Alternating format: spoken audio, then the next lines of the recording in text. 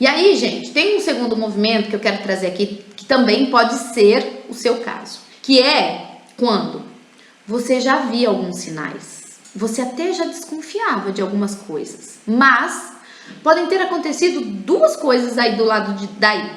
O primeiro, toda vez que você perguntava pra ele, você tá me traindo, não tá? Ele fazia você parecer louca. Você tá louca, mulher? De onde você tirou isso?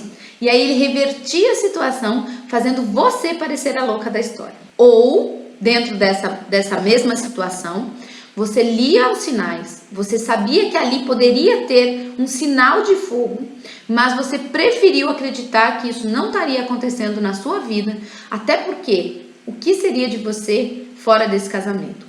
O que é que você faria depois? Então a nossa mente, ela faz isso com a gente, por a gente não saber o que é que a gente vai fazer com aquilo se a gente descobrir, então eu prefiro não ver. Pode ser um outro movimento que pode ter acontecido aí na sua vida. E gente, tudo isso que eu tô falando aqui pra vocês, eu não tô te julgando, eu não tô te criticando, muito pelo contrário. Eu tô dizendo que foi isso que você deu conta de fazer.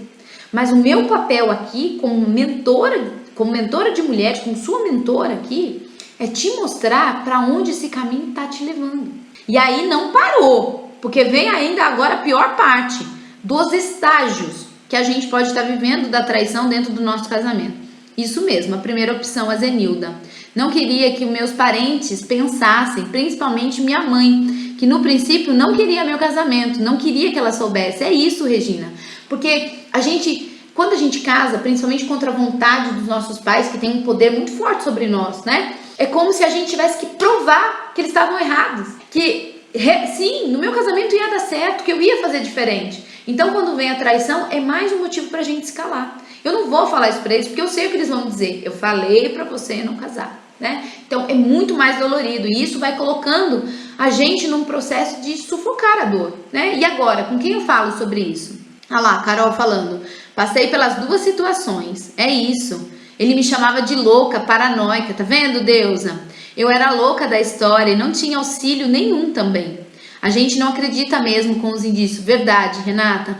E aqui a gente às vezes até perde muitos amigos. Porque alguém vem e conta pra gente, a gente não queria ver aquela situação. E aí é mais fácil eu perder aquela amizade do que terminar esse casamento, ou me posicionar, ou procurar ajuda. Então é muito dolorido. Isso são as consequências depois, né? Olha lá, Graça, eu a segunda opção. A minha família já não gostava muito dele. Agora então, exato, Bel. Então, esses são os movimentos. Falei pra vocês de 2 estágios que podem ter acontecido. E agora eu vou pro próximo, que é... Sabe quando você continua suportando tudo isso? Você não pede ajuda. Ou pede ajuda de pessoas que você ama, que te amam, mas que não tem conhecimento para entender o que é que existe por detrás da lógica dos relacionamentos. O que é que existe por detrás de uma traição. O que é que realmente faz com que a gente se cure dessa dor, né? A ponto de nem pensar mais nela e se transformar numa mulher muito maior do que essa dor. E aí você não fez isso, você não pediu ajuda, você continuou achando que dava conta de resolver tudo isso sozinha. Até que mulheres casadas há mais de 10 anos, que não procuraram ajuda na primeira traição, acabam descobrindo novas traições. E tudo se repete. E aí, nas redes sociais, as mulheres dizem assim, tá vendo? Por isso que eu não perdoo. Porque quem trai uma vez, trai sempre. E aqui vocês já vão encontrando as respostas por que isso acontece. Porque se a primeira, eu já não olhei para ela do jeito que eu precisava olhar, se eu não fiz todo o processo que eu precisava fazer, as traições tendem a se repetir. E aí aqui você vai para um outro lugar, para uma outra situação, ó. Você briga, você esperneia, você esculacha a terceira pessoa, você coloca seu marido para fora de casa. Tem algumas mulheres até que agridem o marido depois que descobrem isso no segundo movimento.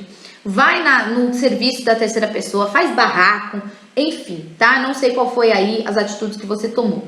Mas enfim, vem tudo isso como consequência. Aí vocês colocam a cabeça no lugar, vocês escutam conselhos, aí vocês resolvem sentar, conversar, e ele diz que não vai acontecer mais isso, pede o seu perdão de novo, e você vai e você perdoa. Aí passa uma semana, um mês e meio, 2, 3, 4, 6 meses, e aí você vai lá ver o celular e começa tudo de novo. Só que é claro que não é tão simples assim.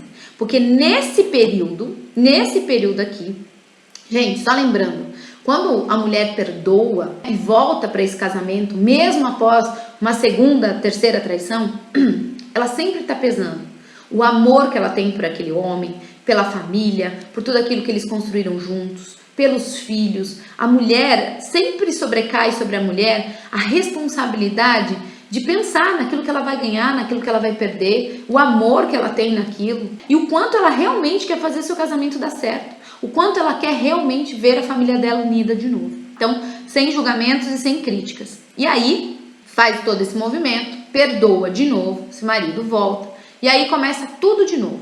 Só que esse período não é um período simples, porque essa mulher simplesmente enlouquece. Aconteceu a primeira, aconteceu a segunda. Então essa mulher, ela entra no modo alerta. Essa mulher, ela nunca relaxa. Essa mulher tem dificuldade de entrar na energia feminina porque ela tá atenta o tempo todo. Ela tá stalkeando o celular. Ela tá toda hora vendo se ele tá online, se ele não tá. Se ele liga para ele toda hora para saber onde ele tá, com quem ele tá. Se ele demorou, com quem que ele tava, por que ele demorou. Liga no trabalho, né? Liga para pessoas que conhece para confrontar as informações, para ver se isso realmente é verdadeiro, se isso não é assim? Gente, tem mulheres que contratam apps para poder clonar o celular do marido, para colocar embaixo do carro. Ou seja, essa mulher, ela enlouquece. Ela para de viver a vida dela para viver a vida do marido. Ela se esquece dela. Ela se esquece até dos filhos muitas vezes, porque ela tá tão alucinada em querer saber onde tá o marido, com quem ele tá, para saber se ele tá ou não traindo de novo, que isso é enlouquecedor. Sim, tem mulheres que ficaram enlouquecidas, tem mulheres aqui que estão enlouquecidas. Olha lá, ó, Paulo, eu bati na terceira pessoa, bati nele também e coloquei ele para fora de casa. É muito doído isso, gente, eu sinto muito pela sua dor. Eu quis ir no trabalho, graças a Deus não fui. Olha lá, tá vendo, gente? Esse é um movimento aqui. Pra vocês verem o que eu tô falando pra vocês. Olha lá, o meu agora está jogando toda a culpa em mim. Fala que só jogo as coisas na cara dele, mas tento me policiar no máximo. Isso é um movimento que a gente faz, né? Porque a nossa desconfiança é tão grande que o primeiro movimento que a gente pega, e gente, presta atenção nisso, pasmem nisso. Às vezes, ele nem tá fazendo nada. Ele tá certo, não tem mentira ali. Mas você tá tão enlouquecida que tudo que esse homem faz é motivo de desconfiança. E é claro que junto dessa desconfiança, ó, você vomita tudo em cima dele, você nem fala, você vomita, você culpa, você julga, que até o cocô do cachorro tá mole porque ele te traiu.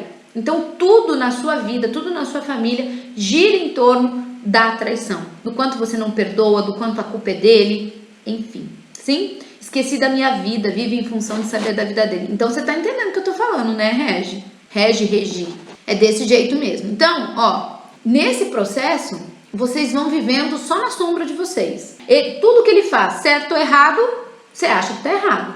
E aqui vocês também vão se desconectando. Aqui nesse processo, gente, você só vai vivendo a vida dele e a sensação que dá, que essa mulher, ela fica tão alerta, tão desconfiada, que a sensação que dá é que do lado de cá, parece que a qualquer momento ela vai receber a notícia de que está sendo traída de novo. É como se ela estivesse até atraindo aquilo inconscientemente. Porque ela fica tão em cima que ela sabe que em algum lugar ela vai achar. E ela fica vivendo e revivendo isso o tempo todo.